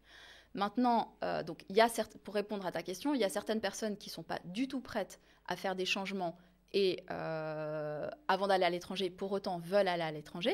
Et il y a des personnes qui ne veulent pas du tout aller à l'étranger, qui veulent rester dans leur pays, donc que ce soit en Suisse ou en France, parce que la majorité des gens qu'on accompagne pour le moment sont en Suisse ou en France, majorité en France, parce qu'il y a quand même, au niveau de la démographie, il y a quand même beaucoup plus de personnes, eh bien, veulent rester dans leur pays. Donc, c'était important de séparer les deux entités. Par contre, il y a très souvent des gens qui sont accompagnés par Fertiline, qui vont aller à l'étranger, qui passent par les services d'Art Fertilité, et inversement, des gens qui ont essayé avec Art Fertilité et repassent par Fertiline pour réessayer, ou alors qu'on attrape au vol, entre guillemets, en leur disant, c'est en fait le message que je veux passer, c'est quand les gens viennent vers moi, clairement, je leur dis toujours, enfin, mes collaboratrices leur disent toujours, mais est-ce que vous avez préparé votre traitement ? Ils reçoivent des emailings en leur disant, mais est-ce que vous êtes sûr que vous êtes prêt pour votre traitement ? Et là, si ces personnes se questionnent, ils peuvent d'abord passer par Fertiline pour préparer leur traitement et ensuite aller à l'étranger. Ouais, donc c'est pas la même cible en gros. Non, c'est pour c'est ça pas que la c'est même deux cible. entités différentes. Intéressant. J'avais une question en tête et je sais plus. Moi, Maintenant, Ouais, pareil, c'est Alors, marrant, ça vient, ça repart. Moi, j'ai une petite parenthèse, juste la question sur la PMA, ça m'intéresse de savoir, parce que tu mentionnais avant qu'il y avait des gens qui le faisaient plusieurs fois. Est-ce que, en gros, quand tu fais une PMA, tu payes une fois, tu y vas, puis si ça se loupe, tu y retournes, et puis c'est en gros jusqu'à ce que ça marche, ou est-ce que tu repayes à chaque fois que tu dois le faire ? Ah, tu repayes à chaque fois que tu dois le faire. Donc, tu as quand même intérêt à ce que ça marche du premier coup. Alors, tu as intérêt que ça marche du premier coup, que ce soit financièrement, Ouais. mais aussi psychologiquement et physiquement, parce que ça coûte aussi sur le corps, la PMA. Okay. Mais oui, c'est cher. Alors, tu n'as pas besoin forcément de tout refaire le traitement. Ça dépend si tu as pu congeler des embryons. C'est-à-dire que tu as un traitement de fécondation in vitro. Si tu as pu congeler des embryons, tu dois faire un transfert. Ça va coûter encore en plus. Mais par contre, tu ne vas pas avoir de nouveau ce gros coût. Mais on sait que le premier traitement, et ça c'était un médecin qui me le disait, c'est que le premier traitement, on ne sait pas comment les gens vont réagir. Donc c'est un peu le traitement de l'essai. Donc souvent, alors ça ne veut pas dire toujours, mais souvent, le premier traitement, ce n'est pas forcément celui sur lequel tu vas réussir. Donc tu dois en tout cas envisager de faire au moins 2 traitements. Et puis voire plus. Et on a pu aider une personne qui avait, et ça me semble hallucinant, qui avait 18 ans d'infertilité derrière elle, dont 15 ans de PMA. Ah oui. Là, c'est pas le même, c'est plus le même. C'est pas le même registre. Ouais, non, tout à fait. Impressionnant. Juste à retrouver ta question. Oui, j'ai plus ou moins raison. Non, mais pour boucler la boucle, parce que ça moi, je suis un peu. On a parlé de 3 sociétés. Pour l'instant, on a mentionné que 2, donc au moins qu'on boucle la boucle. Même si dans un sujet un peu autre, même si c'est un lien, justement, c'est peut-être que tu nous expliques le lien, pardon.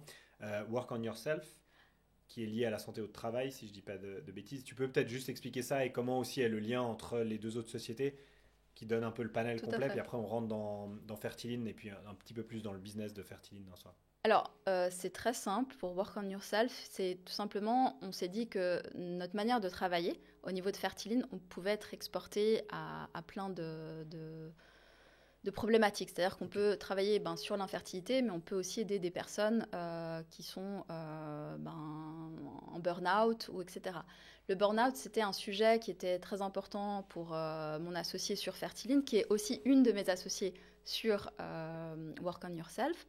Et du coup, c'était de pouvoir proposer... Alors, on a pris les employés, parce que c'est vrai que c'était pour nous quelque chose d'important. On a été nous-mêmes employés en burn-out, donc ça a eu du sens pour nous.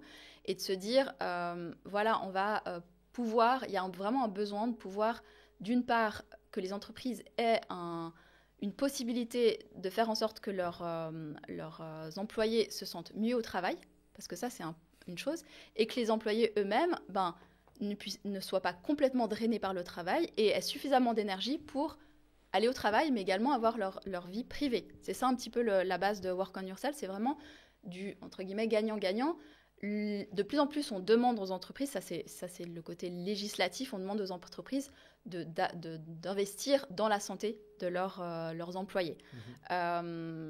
Et notre idée, c'était d'utiliser le même... Alors, c'était...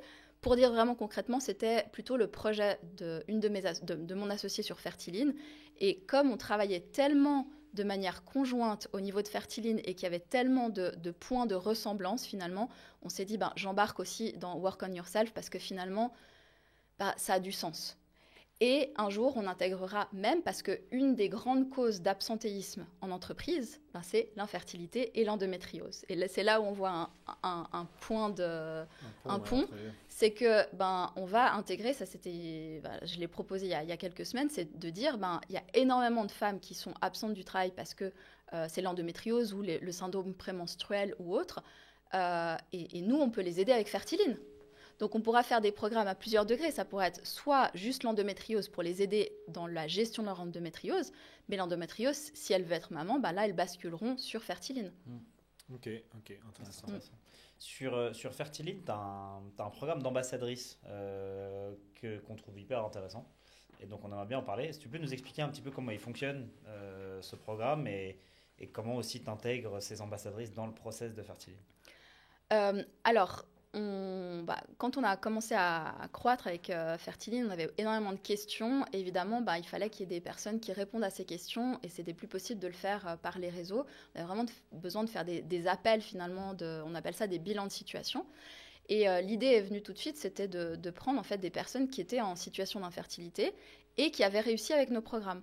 En fait, ça s'est fait un peu tout seul. C'est-à-dire qu'on a eu des personnes, quand les personnes ont commencé à suivre nos programmes, on nous dit « mais c'est incroyable ce que vous faites, mais c'est génial, comment je peux collaborer avec vous ?»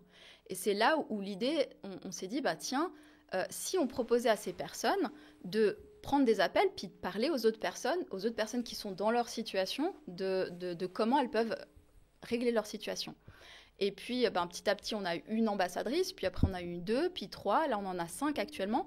On en a... alors, les dommages collatéraux de travailler chez Fertiline, c'est qu'on a 3 ambassadrices enceintes. Parce que... c'est une bonne pub. Désolé, on ne peut pas prendre vos appels parce qu'elles sont toutes en congé mat. Mais c'est exactement ça. Mais ça. voilà, alors pour nous, c'est génial. On en rigole. Hein. C'est génial parce que il y en a 2, c'est la deuxième fois qu'elles sont mamans par Fertiline. Donc, pour la preuve que ça marche vraiment, tu vois, c'est pas que tu réussis une fois, c'est que tu réussis 2 fois, tu vois. C'est pas, oui, une fois, c'est un coup de chance. Ouais, un coup de chance. Non, c'est vraiment 2 fois. L'autre, c'est sa première grossesse. Et du coup, on est en train de recruter des nouvelles ambassadrices. Et puis, on s'est dit, on va poster un message sur nos réseaux pour voir. On s'est dit, est-ce qu'on fait d'abord sur le public? Puis on s'est dit, non, on va déjà sur nos réseaux. Tu vois, LinkedIn, on a pensé à LinkedIn en disant peut-être qu'on va avoir autour. Mais on s'est dit, déjà, nos réseaux, parce que c'est des gens en infertilité, puis on a reçu plein de personnes, des personnes qui ont réussi, et puis des personnes qui suivent nos programmes. Parce que il y a beaucoup de gens qui suivent les programmes, qui voient déjà des améliorations, et qui se disent, c'est juste une question de temps. Parce que ce qu'il faut savoir aussi, c'est que les choses, par exemple, si on a mal mangé ou si on n'a pas mangé fertilité, c'était pour reprendre un petit peu ton sujet malbouffe, il y a aussi le côté malbouffe, mais il y a aussi le côté manger fertilité. C'est-à-dire qu'il y a certains micronutriments qui sont essentiels pour la conception et pour la grossesse, certaines stratégies alimentaires, et il y a une différence entre manger sainement, ce que déjà pas la plupart des gens font, et manger fertilité. Donc là, on a 2-3 exemples juste de ce que c'est manger fertilité. Manger plus de riz que d'habitude.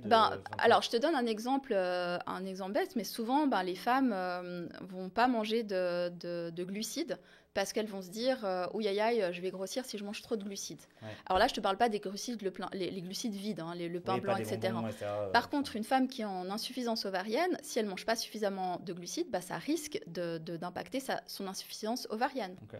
Une femme qui est en SOPK, si elle mange idéalement... Tu peux juste préciser ce que c'est? Oui, alors... Je sais pas ce que c'est, déjà je pose la question pour moi, mais peut-être qu'il y en aura d'autres qui... T'as raison. Insuffisance ovarienne, c'est en fait qu'elle... alors de nouveau, je vais parler réserve ovarienne. En fait, elle a un statut ovarien, elle a un nombre d'ovocytes, mais de nouveau, c'est un peu réducteur. Alors là, je vais faire des réductions pour expliquer. SOPK et ça, c'est la même chose? Non, c'est pas la même chose. D'accord. Insuffisance ovarienne, c'est un peu le contraire, on va dire. Pas exactement, mais c'est un peu le contraire. Insuffisance ovarienne, c'est que par rapport à son âge, alors il y a des insuffisances ovariennes précoces, ça c'est quand par rapport à son âge, elle n'a pas assez d'ovocytes, de stock d'ovocytes, ou des insuffisances ovariennes liées à l'âge, où c'est entre guillemets normal. Et là, certaines attitudes vont péjorer l'insuffisance ovarienne. Le SOPK, c'est le syndrome des ovaires polykystiques qui aussi pose des problèmes de par ailleurs. C'est pas que pour la fertilité. Les femmes ont souvent du surpoids, ont souvent des problèmes d'androgénie, donc elles ont des poils qui poussent, des boutons, etc. Donc c'est aussi un mal-être physique au-delà du problème d'infertilité. Ces personnes, si elles mangent, on dit il faut manger 5 fruits et légumes, ces personnes, si elles mangent trop de fruits, ça peut être délétère pour leur fertilité. Donc il y a manger santé. Et il y a manger fertilité. Ouais. Endométriose, pareil. Les femmes qui ont de l'endométriose, il y a certaines choses qu'il ne faut absolument pas qu'elles mangent parce que ça peut en fait péjorer leur situation. Donc, on va vraiment s'attaquer soit à la pathologie, soit au côté fertilité, parce qu'on va travailler sur l'équilibre des graisses aussi, notamment, entre oméga 3, oméga 6, parce que c'est très important pour la conception d'avoir plus d'oméga 3. Et c'est pas seulement augmenter les oméga 3, parce que souvent, les gens se disent je vais me supplémenter en oméga 3. Ça, c'est le côté facile. Mais il faut, dans sa nourriture, manger plus d'oméga 3, plus prendre des compléments, et aussi diminuer les oméga 6. Parce que sinon, on va être... voilà. Ça, c'est pas mon... Moi, je suis pas micronutritionniste, c'est pas mon travail, mais c'est les grandes tendances qui font que, en fait, on a l'impression de bien manger. On a plein de gens qui nous disent, mais moi, j'ai déjà une bonne hygiène de vie. Ouais, génial, c'est bien, tu fais plus de 8 heures de sport par semaine. Bah ouais, je fais beaucoup de sport. Le sport, c'est la santé. Ah ben ouais, mais l'excès de sport n'est pas bon pour la fertilité. Ouais. Et tu parlais des SOPK aussi, du coup, ça c'est encore autre chose ou... Alors, SOPK, c'est le syndrome des ovaires polykystiques. C'est un syndrome justement qui est hyper androgénie. Donc, c'est une certaine hormone c'est plus d'hormones masculines. Et ça, de nouveau, c'est un syndrome, les femmes se reconnaîtront, très honnêtement. Et c'est un peu difficile de l'expliquer comme ça. Et ça peut péjorer la qualité des ovocytes, notamment. Ça diminue l'implantation d'un embryon. Et là, il faut avoir des stratégies vraiment pour travailler là-dessus au niveau de l'infertilité. Donc, c'est pas de nouveau, c'est pas parce que tu manges sain que tu vas régler ton souci.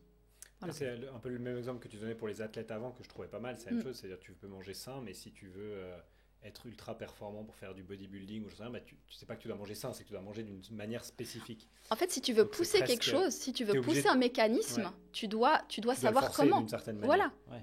Ouais, si tu veux devenir musclé, il faut manger beaucoup. Ouais, il faut manger d'une certaine manière. C'est-à-dire tu peux manger beaucoup, mais si tu manges des protéines, par exemple. Tu sais ce que tu dois. Il y a certaines choses que tu dois. C'est ça. Juste manger sainement, c'est très bien, mais si t'as pas de but en soi, c'est juste d'être, on va dire, en bonne santé, mais dès que tu veux pousser quelque chose plus loin, tu es obligé de forcer le mécanisme avec de la nutrition d'une manière assez spécifique. Dès que tu veux pousser une fonction du corps, c'est la même chose, tu vas faire par l'alimentation. Donc un sportif, il va vouloir pousser une certaine fonction, il va avoir une certaine attitude. Voilà, il veut nager plus d'endurance, il va pousser sa fonction pulmonaire. Et il y a plein de stratégies, puis souvent c'est pas une chose, c'est plein de choses en même temps. Pour revenir juste aux ambassadrices. Oui, il pourrait y avoir des ambassadeurs un jour. Alors, on a un couple, et on a trouvé ça adorable, qui a postulé ensemble, et on trouve ça juste génial. Ouais, voilà. Quand tu as un couple qui veut parler à un couple, c'est même voilà, intéressant. Tout à fait. Comment ça fonctionne si on rentre un petit peu dans la partie business du truc, est-ce que ces gens-là, ils sont rémunérés? Est-ce que ces gens-là, ils font ça uniquement parce que ils ont adoré votre programme, ça leur a changé la vie et du coup, ils veulent le rendre un peu, give back un petit peu et puis donner un peu de leur personne? Ça fonctionne comment dans le... Alors, on a un système de rémunération. Il y a quand même une commission pour le moment qui est en place. Alors, nous, notre modèle idéal, ce serait d'avoir un forfait, un salaire finalement, et que ce soit fait d'une manière idéaliste. Pour le moment, on travaille à la commission, mais nos ambassadrices, ce sont des personnes qui sont passionnées, qui travaillent, qui changent des vies. Et on en est tous là. C'est finalement changer des vies.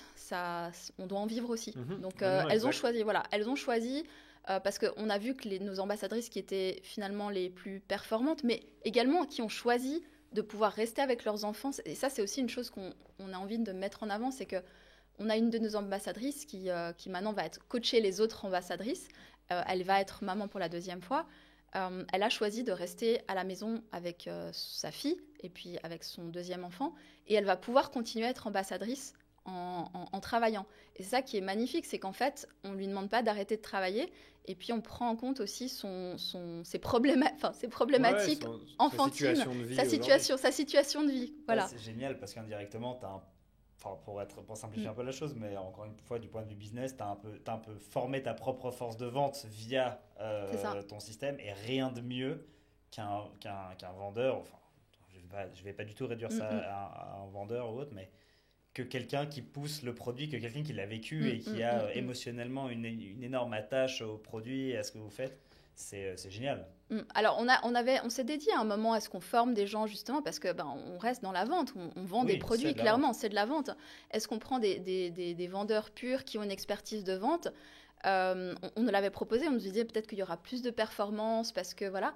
Mais on est quand même dans un milieu où on a besoin de bienveillance. Les gens ont énormément besoin d'être écoutés, d'être compris.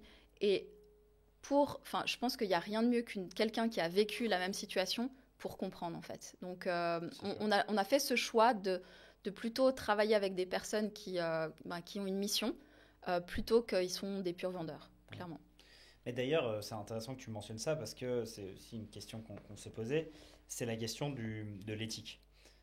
C'est que justement, il y a ce côté où c'est quelque chose de sensible, c'est quelque chose où il faut de la bienveillance, mais c'est quand même un business et qui peut en plus être un peu délicat parce qu'il y a des aspects légaux, il y a des aspects où tu touches au corps des personnes. C'est un équilibre assez difficile à trouver. Comment tu gères ça et comment tu le vois? Alors, c'est vrai qu'on a parfois des personnes qui viennent vers nous. Alors, c'est vraiment enfin, c'est anecdotique, des personnes qui viennent vers nous en disant vous profitez en fait du mal-être des personnes.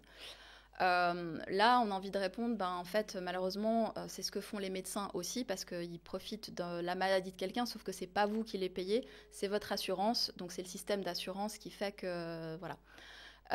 Maintenant, la plupart des gens qui nous reviennent nous disent en fait, mais heureusement que vous existez parce que c'est des choses que même les médecins ne nous avaient pas dit, ils n'avaient pas le temps. Et de nouveau, c'est pas du tout qu'on veut leur jeter de la pierre. Je pense qu'on est un des seuls accompagnements qui vraiment collaborons main dans la main avec les médecins. On voit leurs difficultés aussi. Ils peuvent pas tout faire non plus. Je dis pas on fait tout non plus, hein, mais quand je dis tout faire, c'est prendre du temps avec des patients, leur proposer des choses peut-être un peu différentes, ou même parler de nutrition parce qu'ils ne la connaissent pas. Disons que on avance et que ça marche bien. Normalement, ça marche bien, surtout qu'on est, comme je disais, on est épaulé par plusieurs médecins qui voient l'intérêt de notre travail et c'est là qu'on se dit, on doit aller de l'avant. Et c'est plutôt se dire, chacun son travail et plutôt travaillons dans la main pour arriver à... Parce que ce qu'on veut, finalement, ce qu'on veut tous, ce que le médecin veut, c'est que la personne ait un enfant et nous, ce qu'on veut, c'est que la personne ait un enfant. Voilà. Ce qu'on veut, c'est qu'on réussisse. Plutôt de se dire, réussissons ensemble. Ouais, tout à fait. c'est beau. Voilà. L'industrie, si on peut appeler ça une industrie, mais on va faire large, hein, mais l'industrie de la fertilité, comment c'est aujourd'hui le marché? Est-ce que c'est quelque chose de très réglementé et puis très structuré? Est-ce que c'est quand même encore un peu le Far West? Parce que tout d'un coup, tu peux aller à l'étranger et puis tu en as qui vont te proposer ça pour 1000 francs. Et puis, c'est comment un peu? Est-ce qu'il y a beaucoup de... Je n'ai pas envie de dire que c'est des scams, mais tu vois, est-ce qu'il faut faire très attention à ça? Est-ce que non, c'est super bien réglementé, du coup, t'as pas de souci? À quoi ressemble un peu le marché aujourd'hui? Alors, il y a des législations différentes dans chaque pays, même au niveau du remboursement. En Suisse, malheureusement, il y a la fécondation in vitro n'est pas remboursée. L'insémination est remboursée. Ça, c'est une question de politique. C'est vrai que ça peut créer une certaine injustice parce que l'infertilité, ça reste quand même une maladie. Au sens de l'OMS, c'est une maladie. Mais seulement, au niveau de la Suisse, c'est pas reconnu comme tel. En tout cas, la FIV n'est pas reconnue comme pouvant traiter l'infertilité. C'est pour ça qu'elle n'est pas remboursée, en fait. C'est ça derrière la loi. Maintenant, on ne peut pas faire tout et n'importe quoi, surtout en Europe. Il y a une entité qui s'appelle l'ECHRE qui fait la gouvernance de toutes les cliniques de PMA en Europe. Donc moi, je conseille aux personnes déjà, de rester en Europe et de s'assurer que la clinique a bien tous ces normes ISO, etc., parce que il y a quand même une réglementation derrière. Maintenant, évidemment, il y a des cliniques qui sont plus ou moins bonnes, et puis c'est difficile de juger, parce qu'une clinique va donner des statistiques, mais est-ce que ces statistiques sont bonnes, sont mauvaises? C'est toujours très difficile de juger, et c'est là où c'est important d'aller plutôt, quand on va aller à l'étranger, d'aller vers des entités qui sont connues, avec lesquelles on a de l'expérience, des gens avec qui on peut se reconnaître. Moi, j'ai souvent des gens qui me disent « Ah, moi, ça me rassure qu'il y ait une Suisse et aller dans cette clinique parce que ça fait une référence. » quoi. Ouais. Du coup, c'est un petit peu ce que je veux transmettre, c'est que c'est une certaine sécurité. Normalement, de nouveau, il y a certaines règles, mais il y a malheureusement pas d'entité qui... Alors, il y a une entité qui chapeaute la PMA dans le sens, on ne peut pas faire tout et n'importe quoi dans un laboratoire, mais par exemple, la chose auquel j'ai fait face, et vraiment avec un sentiment d'injustice pour ces personnes, c'est des cliniques qui avaient une certaine promesse, puis qui ne remplissaient pas la promesse, puis après tu fais quoi ? La clinique t'a payé pour une certaine promesse, puis par exemple, tu as une garantie, souvent c'est une garantie d'embryon. La clinique dit, je vous garantis 2 embryons, il n'y a pas eu 2 embryons qui ont été transférés, et là on peut faire quoi ? On pourrait appeler un avocat, mais ça coûterait presque plus cher que de repayer un traitement. Donc c'est là où il manquerait, à mon avis, un organe pour légiférer ça au niveau juridique, au niveau européen. Et ça n'existe pas. Vu que les législations sont différentes d'un pays à l'autre, c'est là où c'est compliqué, j'imagine. Ouais, mais c'est aussi votre rôle, du coup, de trouver les bonnes cliniques. Voilà. Et c'est quoi vos critères ? Comment vous les sélectionnez ? Alors, déjà, c'est des cliniques avec lesquelles je collabore depuis un moment. Il y a aussi des arrêts de collaboration, c'est-à-dire que ce qui se passe aussi souvent dans des cliniques, c'est qu'il y a un management qui est mis en place, les cliniques appartiennent à certains groupes, puis après ça change de management, de groupe, puis la politique en place correspond plus à celle d'avant.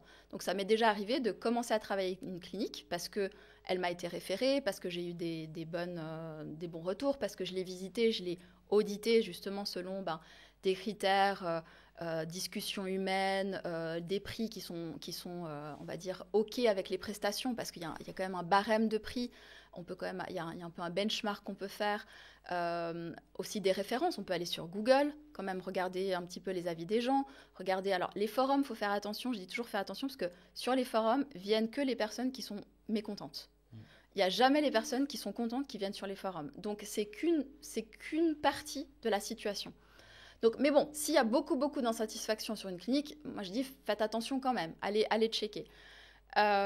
Des collaborations, être surtout très proche du management, puis dès qu'il y a quelque chose qui ne va pas, dire attendez, là ça ne va pas, là je ne suis pas d'accord. Puis si la chose, le point a pu être traité, ok, on continue à collaborer. Si le point n'a pas pu être traité, puis qu'il y a une incompréhension, et ça m'est déjà arrivé pas plus tard qu'il y a 6 mois, d'arrêter de travailler avec une clinique parce que on n'arrivait pas à s'entendre sur les points de la collaboration. Donc, tout simplement, je n'ai pas envie d'envoyer des personnes pour...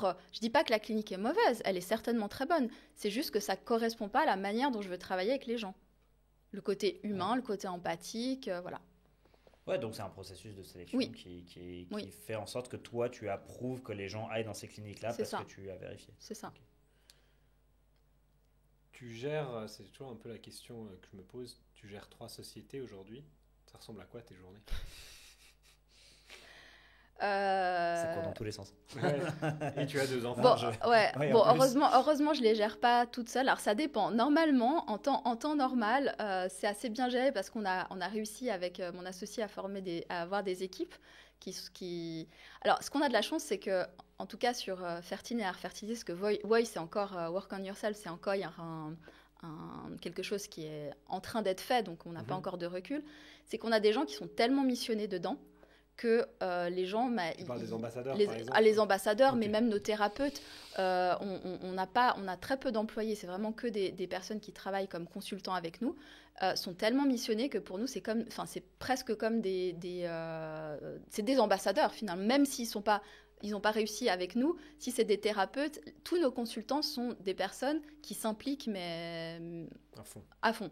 Je veux dire, il y a des discussions des fois enflammées le week-end et en même temps on se marre, on peut se marrer sur des situations, puis en même temps on peut s'énerver sur des situations, on peut pleurer sur des situations tous ensemble, on a des groupes, donc c'est assez vivant. Donc l'idée c'est quand même de déléguer la plupart des choses. Maintenant, y a des moments, il faut jongler entre tout. Ce qui reste surtout, c'est la prise de décision pour moi, parce que il y a plus de...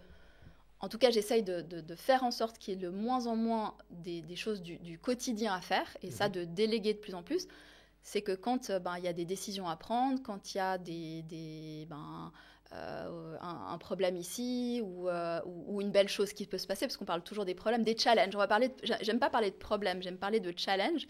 Il y a challenge, qu'est-ce qu'on fait avec ce challenge ? C'est là où est notre rôle. Donc, on va dire que c'est mouvementé. C'est pas du 100% parce que il y a le temps pour faire autre chose. Ça peut se faire. J'ai pas besoin d'être assise à un bureau à à être devant mon ordinateur. Enfin, voilà, il y a des périodes, mais c'est pas tout le temps comme ça. C'est surtout être sur son portable.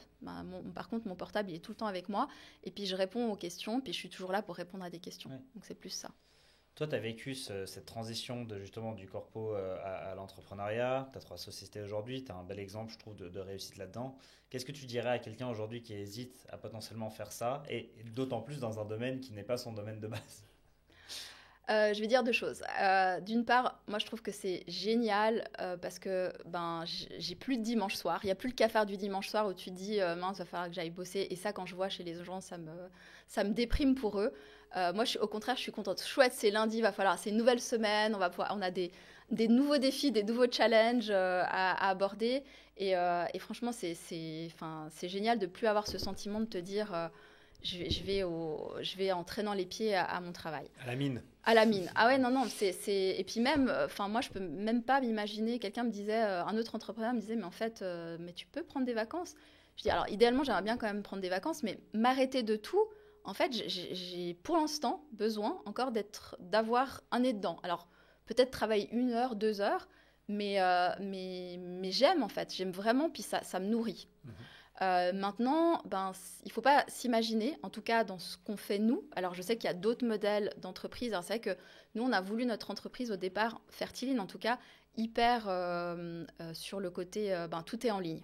Notre business est complètement en ligne, hein, d'accord ? Par contre, ce qu'on n'avait pas prévu et ce qu'on doit auquel on doit faire face, c'est que les gens en situation d'infertilité ont énormément besoin d'interaction. Et ça, on n'avait pas forcément prévu. On s'est dit, on va faire des programmes qui puissent faire tout en ligne, avec toutes des ressources qui expliquent tout ce qu'ils doivent faire, puis ils vont gérer tout seuls, puis ils vont faire leur truc, puis ils vont réussir. Sauf que quand tu es en infertilité, quand tu es depuis des années en PMA, tu questionnes tout, en fait. Donc, tu as besoin de cette interaction. Donc, on a dû mettre des gens pour répondre aux questions, etc. Donc, ça demande quand même du travail. C'est de la préoccupation, on va dire. C'est pas le vendredi soir, tu dis pas, je ferme mon téléphone, puis c'est fini. Mais d'une certaine manière, ça me plaît. Enfin, en tout cas, pour le moment, ça me plaît. Donc, et d'un autre côté, un jour de semaine, si j'ai besoin d'aller me reposer et de faire une sieste, je fais une sieste parce que je sais que je serai beaucoup plus efficace pour prendre une décision que si j'ai pas la tête, quoi. Voilà. Ça nous amène à notre question finale. L'ultime bafouille. L'ultime bafouille. Est-ce que tu veux la poser, Alex ? Oui. Je vais prendre un peu d'eau avant. Prends un peu d'eau avant parce que elle a l'air importante cette question. Adva, qu'est-ce qu'il faut selon toi pour avoir une belle vie ? Je pense que ça dépend en fait de quel côté tu le prends. Donc c'est tellement philosophique. Déjà, il faut se dire qu'est-ce que c'est une belle vie. Puis je pense qu'on a chacun un système de valeurs différent. Déjà, alors je pense qu'une chose, c'est d'être en accord avec son système de valeurs. Parce que ça, c'est important. Si tu es en accord avec ton système de valeurs, tu vas être bien. Donc tu vas avoir une belle vie. Et il y a des gens qui vont avoir un système de valeurs, j'ai une belle voiture, c'est de montrer que j'ai une belle voiture, c'est important. Pour lui, pour avoir une belle vie, il voudra avoir une belle voiture. Moi personnellement, montrer que j'ai une belle voiture, c'est pas dans mon système de valeurs. Moi, ça serait plus mon système de valeurs, me sentir utile, sentir que ce que je fais a de l'impact, et du coup, je peux dire que j'ai une belle vie parce que ce que je fais a de l'impact et que du coup, je fais ce que j'aime. Et aussi passer du temps à faire ce qu'on aime le plus, parce que quand on passe le plus de temps à faire ce qu'on n'aime pas, c'est difficile d'avoir une belle vie aussi. Même si on a des belles vacances, parce que finalement, on part en vacances, mais on va se stresser jusqu'on part en vacances. En vacances, on ne va pas en profiter parce qu'on va se dire « Oh là là, après, il va falloir que je retourne à mon travail. » Et puis, quand on va retourner, on va penser aux prochaines vacances. Donc, moi, c'est pas... En tout cas, pour moi, et de nouveau, peut-être que pour quelqu'un, avoir des belles vacances, pouvoir partir à l'autre bout de la planète dans des hôtels ultra luxueux, c'est dans son système de valeurs. Et du coup, ça fait pour lui qu'il a une belle vie. Et du coup, il est OK de travailler dans un boulot qu'il aime pas forcément à 100%, mais il l'aime à 50%, parce qu'il se dit, voilà, ce boulot, il me permet de faire ces belles vacances à l'étranger. Moi, c'est pas dans mon système de valeurs. Moi, j'ai besoin d'avoir plus d'être au quotidien drainé, enfin, pas drainé, d'être drainé aussi, hein, on va dire, mais d'être motivé, d'être entraîné par ce que je fais pour que je sois bien. Donc identifier son système de valeurs Voilà. et vivre en accord avec celui-là Voilà. fait entre guillemets automatiquement que derrière la vie sera belle. Moi, j'aime beaucoup ta réponse parce que je trouve qu'elle démontre, ça montre encore la haute empathie que tu as. Parce que tu es la première personne à nous avoir répondu. En gros, ça dépend de la définition de la belle vie de chacun. Généralement, la réponse est plutôt tournée vers ce qu'on considère nous-mêmes comme étant une belle vie. Mais je trouve très intéressant que tu aies tourné le fait qu'en fait, avoir une belle vie, ça dépend pour qui. Et c'est quoi une belle vie? Ça dépend de ta situation, ça dépend de tes valeurs, ça dépend de ce que tu aimes faire, etc. Donc voilà, très bonne réponse. Merci beaucoup. Merci beaucoup pour la conversation d'aujourd'hui. C'était hyper intéressant. Beaucoup. Merci à vous. Top, merci beaucoup. Nickel. Génial. Merci.